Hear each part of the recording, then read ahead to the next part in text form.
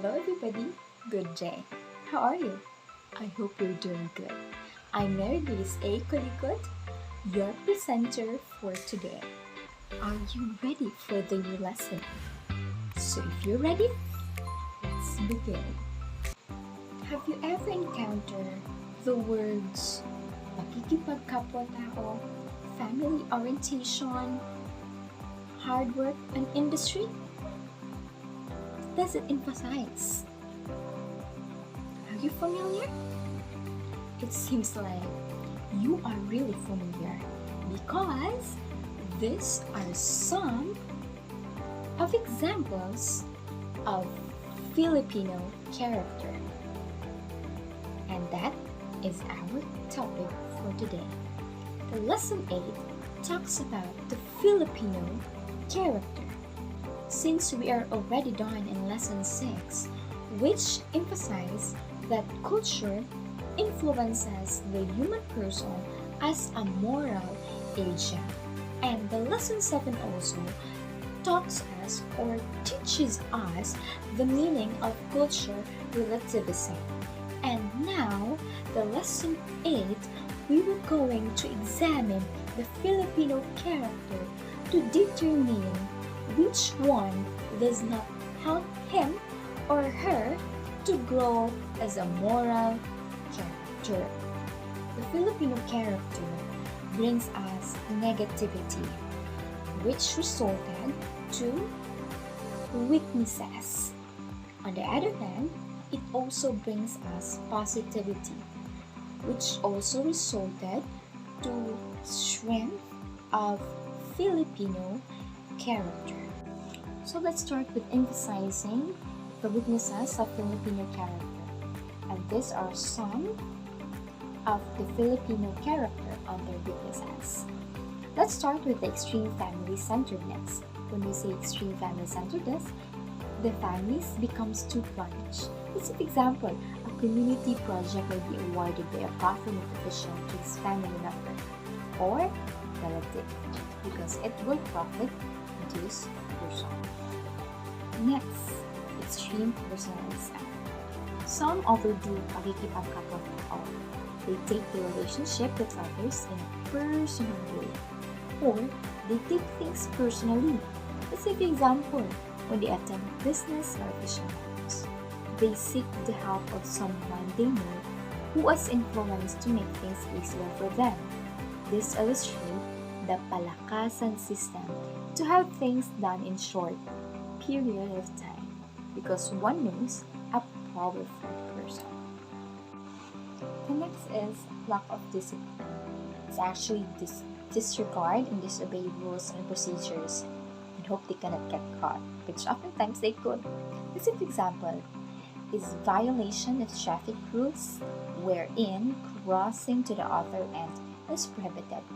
Yet they still do because they don't want to take the overpass. Many times they take shortcuts. It is also manifested by the attitude towards time, Filipino time, or never on time.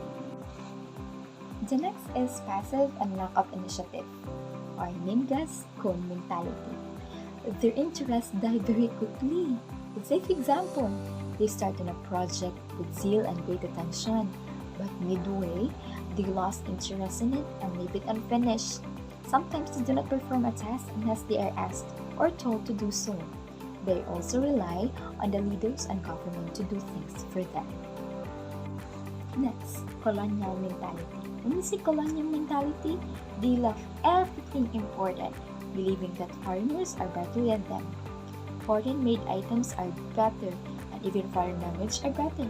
They often imitate foreign fashion and a way of life. It is all the right to appreciate talents of foreign people and the good aspect of agriculture. But it is not correct to look down on local Filipinos' talents and abilities because there are things that they do better than the foreigners. Next, kanya-kanya syndrome. It's an offshoot of crab mentality. Filipinos with crab mentality do not seem to be happy with someone who becomes successful and tends to pull them down. Example is when you are in abroad fellow Filipino is doing so well, but this person with crab mentality will try to destroy you by spreading nasty things, which are not true at all. Next, lack of self-analysis. When we say lack of self-analysis, while they are proud of their sense of humor, they sometimes forget that there are things that should be taken seriously. When things went wrong, they are more willing to blame others rather than asking, what did they do wrong? What did they do? Next, emphasis on format rather than substance.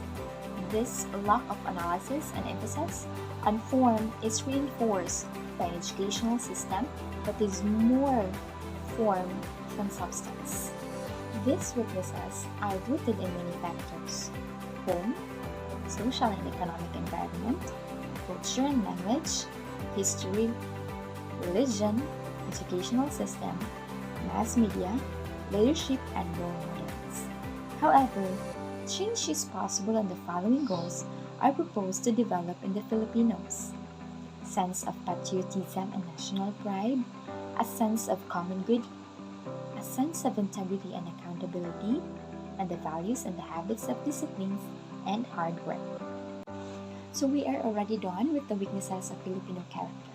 So let's move on to the strength.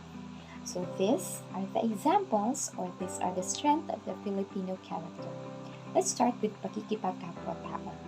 Pakikipagkapwa-tao is actually a basic sense of justice and fairness, concern for others, with dignity, respect, deal with them as fellow human beings. Next is family orientation. It's actually a source of personal identity, emotional and material support, and one's main commitment and responsibility. Sense of family result in a feeling of belongingness and rootedness in a basic sense of security. Next is joy and humor. Diba, Filipinos have a very cheerful and fun-loving approach to life and its ups and downs. Laughing at ourselves and the mess we are in is important as coping mechanism. Playful, sometimes disrespectful. We laugh at those we love, at those we hate. We make jokes about our good fortune and bad. Next is flexibility, adaptability, and creativity. We can adjust and to adapt to circumstances and the surrounding environment, both physical, social, adjust to whatever happens, even in unplanned or anticipated events. We possess a tolerance for ambiguity that enable us to remain unfazed by uncertainty or lack of information. Next, hard work and industry. We have the capacity for hard work or given the proper conditions to raise one's standard for living and possess the essential of a decent life for one's family. We are willing to take the risk with jobs abroad, and while there, to work with 2 like 3 jobs. The results are productivity, entrepreneurship, and survival, despite of poverty. Next, faith and religiosity. Filipinos actually have deep faith in God. Our innate religiosity enables us to comprehend and genuinely accept the reality in the context of God. Next, ability to survive. Actually, Filipinos make do with what is available in the environment. It is manifested in the millions of Filipinos who bravely live through the harshest economic and social circumstances. Many of our strengths as a people are also source of weaknesses. Let's say, for example, a family orientations becomes in a group orientation that prevents us from reaching out beyond the family to the large community in our nation. Personalism. We are warm and caring, but this leads us to lack of objectivity. We are concerned with the people we know, but unfair to people we don't know. Third is flexibility. We compromise precision and discipline. Number 4 is joyful and sense of humor. We can take things with humor at all times for serious problem need serious analysis. Number 5, it's the faith in God is our strength, but this makes us dependent on forces outside us. Do nothing that makes us submissive to God's will. Makikipagkapwa-tao. We can easily empathize, but we can, at the same time, be envious of others. Hardworking, yet we can be lazy and passive at work. And that's the lesson 8 talks about. But before that, I would just like to share and emphasize the 6 key takeaways. Number 1 is the Filipino has a number of strength. His or her strength when they become an extreme. However, they also become their weaknesses. Number 2, his or her strength help him or her become ethical and moral, but his or her weaknesses obstruct his or her moral and ethical growth. The third, the culture has a significant impact in morality. Number 4, the Filipino group-centeredness and family mentality make it difficult for the Filipino to stand up against the group when that is the moral thing to do.